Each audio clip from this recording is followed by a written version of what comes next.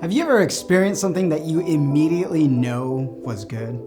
Like after a long day of being outside and you take that big gulp of your favorite drink, that sound that just naturally comes out.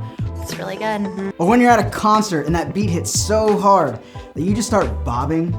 Or maybe something way more recognizable, like when a song is good and it gets a high number of streams and it makes it to the popular sounds on TikTok.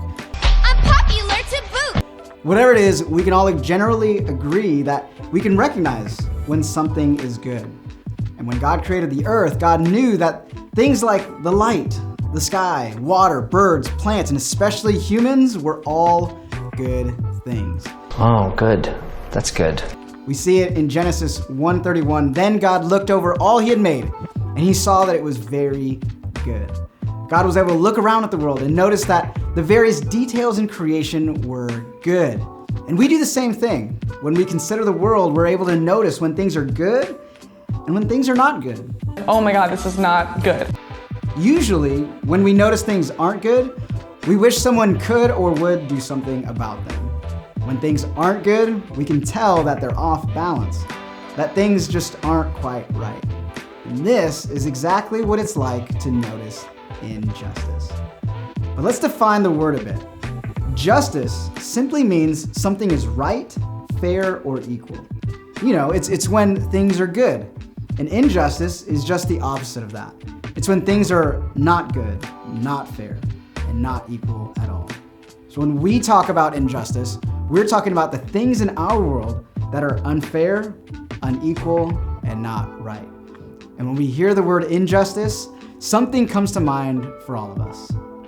In fact, that's one of the things I love and really admire about your generation. You all, maybe more than any generation in history, are aware of injustices happening all over the world. The real question we all face, though, is not does injustice exist? The question is, why doesn't somebody actually do something about all these not good things in the world? And that's the question we're gonna wrestle with for the rest of this series. What does it look like, and whose job is it to do something about injustice, to help turn things from bad to good?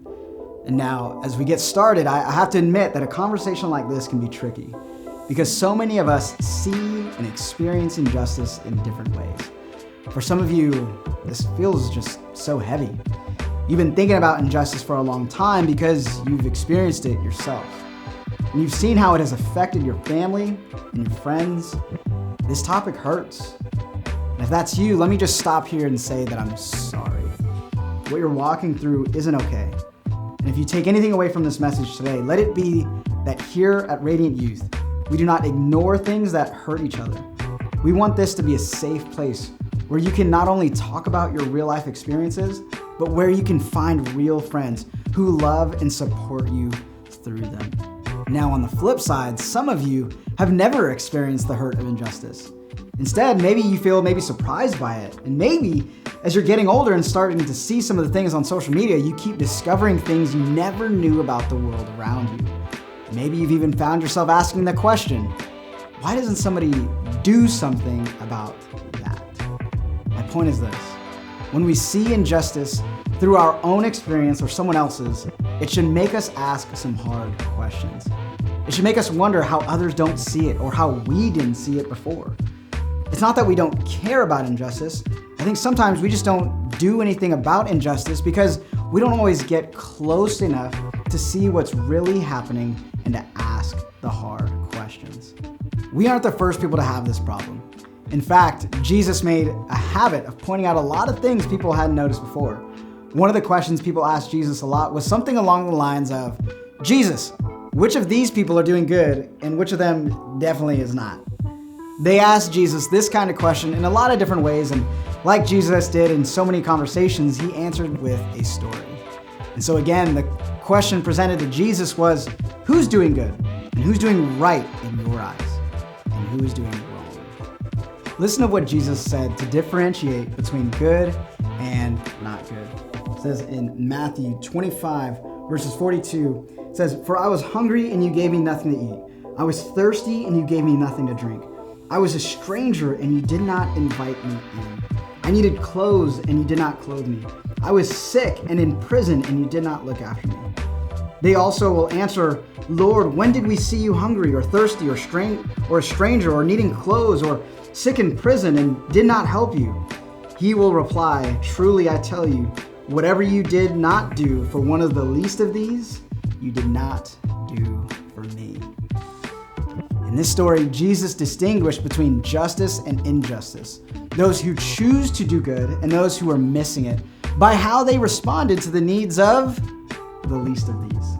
Those people whom Jesus defined as the prisoners, the hungry, the sick, and strangers. In other words, people who need the most help, feel the most pain, or get the worst treatment. Justice and injustice was distinguished by how they responded to the least of these. Remember the level of shock in their response to Jesus? They said, when did we not see you? When did we not clothe you or feed you or give you water? This is super important. It's as if they were saying, not me. I would never do that. Everyone, I need you to really lean in at this part because this is so important. Jesus wasn't referring to himself specifically, but he wanted to make a point that not only did they not do something about the injustice, but they didn't even see it. When you don't see those who need your help, you're not only missing out on seeing injustice, when we don't see it, it's as if we don't understand what it means to follow Jesus. We're missing out on part of what it means to follow Jesus himself. Remember, this is a story about justice and injustice, and Jesus was very clear about the answer. God's people are those who notice and act when it comes to injustice. God's people notice injustice and working toward restoring situations to good. Now, hear me. I'm not saying that good deeds are what it takes to start a relationship with Jesus, but I am saying as you get to know God, you'll see that Jesus always cares about injustice, always speaks up for others, and always fights for what's right. And if you follow him, you'll become more like God in this way. You'll begin to care about the things God cares about. And because of Jesus' example, you may begin to see injustice differently than ever before. You may be compelled to do something more than ever before. And that's why I'm excited for this series and why you got to keep coming back, because we're going to talk more about how exactly to do some good over the next few weeks. But for now, let's start with the one thing we all have to realize before we work on turning things from bad to good.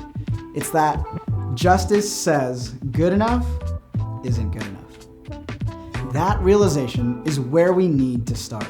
We need to be able to make a conscious choice that when it comes to working against injustice, we can't just settle.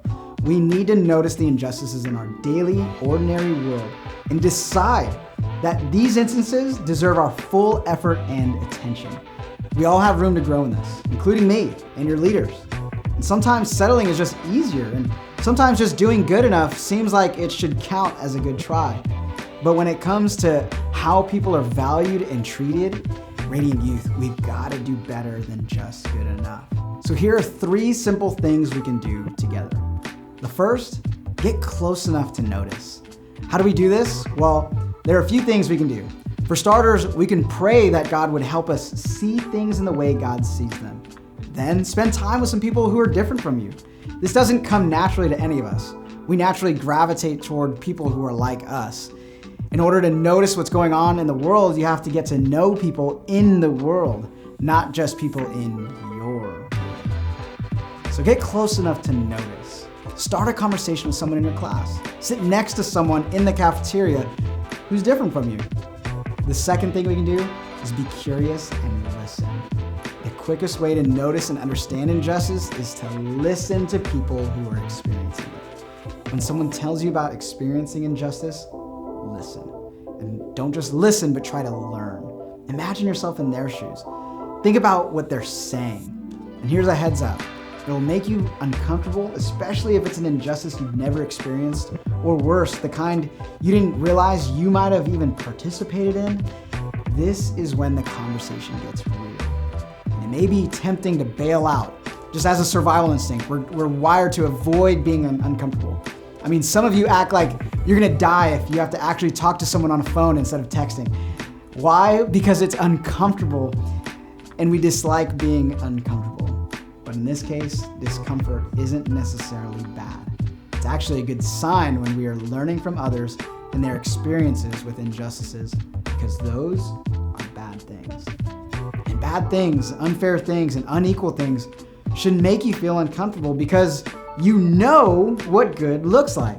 It means you're beginning to notice things that God wouldn't consider to be good. And so keep listening, try to learn, and when you hear about injustice, be curious, even if it's a little bit uncomfortable. And be curious about your own experience too.